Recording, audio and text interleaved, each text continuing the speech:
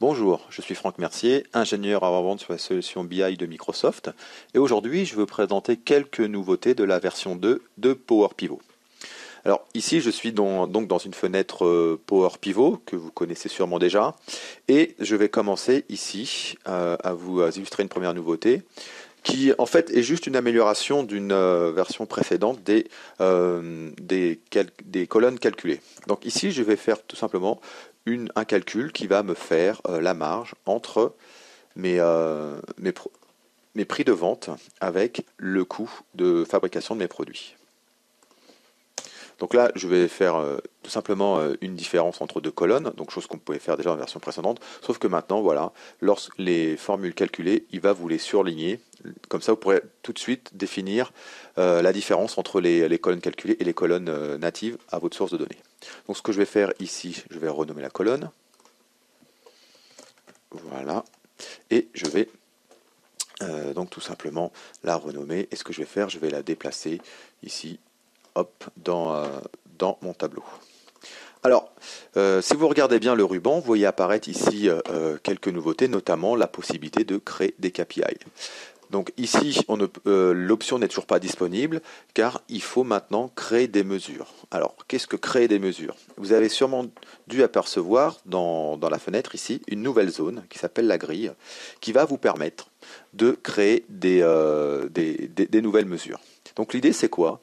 C'est de sélectionner une colonne et de dire bah voilà, je vais créer une mesure sur cette colonne. Donc vous pouvez utiliser toutes les formules qu'on vous donne ici pour justement créer vos mesures. Donc là ici on va tout simplement faire la somme totale de nos coûts de production.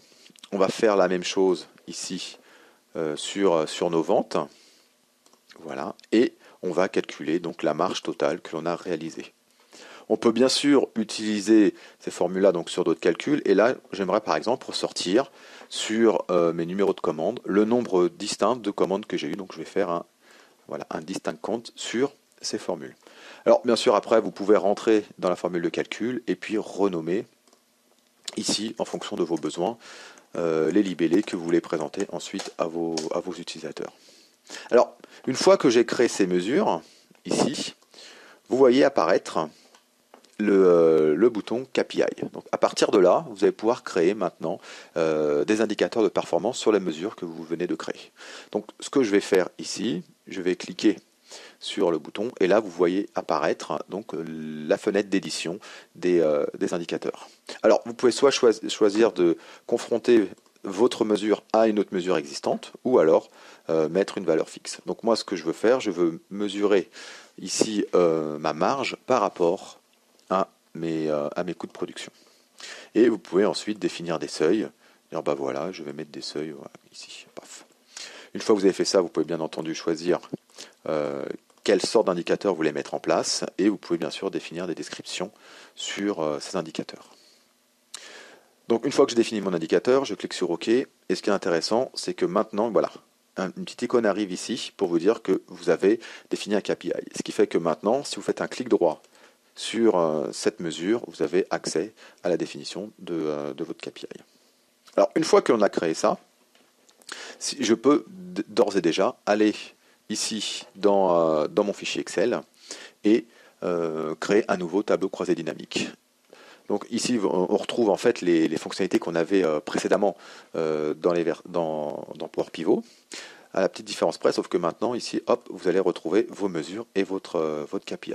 Donc si je fais très rapidement un tableau ici croisé dynamique, donc je retrouve mes valeurs, je retrouve mes indicateurs, et puis je peux dire, bah voilà, j'aimerais mettre ça par géographie, voilà, par code, et puis j'aimerais mettre ensuite par date. Donc je vais prendre les années fiscales que je vais dérouler ici. Et donc là, je retrouve mon tableau avec mes indicateurs. Ce qui est intéressant, c'est que vous pouvez bien sûr ensuite sélectionner votre KPI et avoir la possibilité directement au sein d'Excel dans le ruban Power Pivot, la possibilité de modifier ici la définition de votre KPI, par exemple, hop, pour appliquer tout de suite des nouvelles règles sur votre indicateur. Alors, une autre nouveauté que je vais vous présenter maintenant est la possibilité, à partir de Power Pivot, d'afficher le diagramme de vos différentes tables. Donc, voici maintenant une représentation graphique des liaisons entre vos différentes tables. Alors, vous pouvez déjà remarquer entre certaines tables, ici, plusieurs liaisons entre deux mêmes tables. En fait, vous avez une liaison ici primaire et ensuite vos différentes liaisons secondaires. Ce qui est intéressant, c'est qu'en fonction de où vous placez votre souris, vous voyez quels champs sont liés entre eux. Alors, ce que vous pouvez faire, bien sûr, vous pouvez agrandir vos fenêtres de visualisation. Vous pouvez bien sûr zoomer dessus. Lorsque vous placez la souris sur la table, vous avez un moyen, donc ici, d'agrandir cette table pour pouvoir l'éditer. Et surtout, vous avez possibilité maintenant, directement dans la table et de façon graphique, de créer des hiérarchies. Donc ici, si je clique sur ce bouton, je vais créer une nouvelle hiérarchie que je vais appeler ici calendar. Donc au niveau de mes dates. Et ce que je vais faire maintenant, je vais tout simplement, par glisser-déposer, créer ma hiérarchie temps au niveau donc des calendriers. Donc je vais commencer par mettre les années, puis je vais mettre les semestres. Voilà. Puis je vais mettre les trimestres, et ainsi de suite, pour créer ma hiérarchie, donc calendar.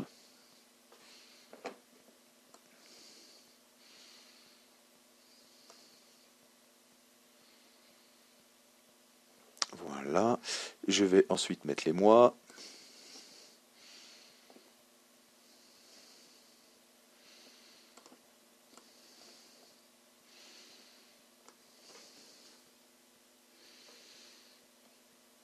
Et enfin, la date. Voilà, donc je viens de créer une nouvelle hiérarchie que je vais pouvoir maintenant exploiter au sein de mon rapport. Donc ce qu'on va faire maintenant, on va directement retourner dans le rapport pour exploiter ici notre nouvelle dimension. Donc à partir de là, il a détecté effectivement qu'il y a eu un changement. Donc si maintenant je reviens au niveau de mes dates, ici, je vois apparaître ma hiérarchie calendar. Donc ce que je vais faire maintenant, je vais retirer cette dimension et je vais rajouter la nouvelle hiérarchie que l'on a créée précédemment. Et là donc je me retrouve directement, voilà, avec mes années, avec la possibilité de descendre sur le quarter, etc. Et au niveau du mois. Alors bien sûr, j'ai la possibilité, comme dans les versions précédentes, de rajouter des slicers. Donc ici, typiquement, je peux dire, bah là, j'aimerais pouvoir aussi rajouter un slicer sur les mois. Donc je vais aller ici chercher le mois, hop, ouais, ici, que je vais mettre en slicer vertical. Alors, ce que vous pouvez constater, et ce que beaucoup d'utilisateurs nous ont remonté, c'est que ici les mois n'étaient pas classés dans le bon ordre. Ils étaient classés soit par ordre alphabétique, soit par entrée dans le jeu de données, ce qui n'est pas, fonctionnellement parlant, très pratique. Un des contournements était donc de créer une concaténation de champs en mettant un numéro devant. Avec la version 2 de Power Pivot, vous avez la possibilité, donc si je reviens en mode tableau, de dire, bah voilà, au niveau des dates, sur les mois, donc je vais sélectionner les mois sur ma table, voilà, sur les mois, je vais lui demander, et ça c'est une nouveauté de la version 2, de me classer cette colonne en s'appuyant sur une autre colonne, et là, ici, en s'appuyant sur la colonne Month Number of Year. Voilà, ce qui fait qu'il va utiliser cette colonne-là pour classer notre colonne de mois. Donc là, je clique sur OK.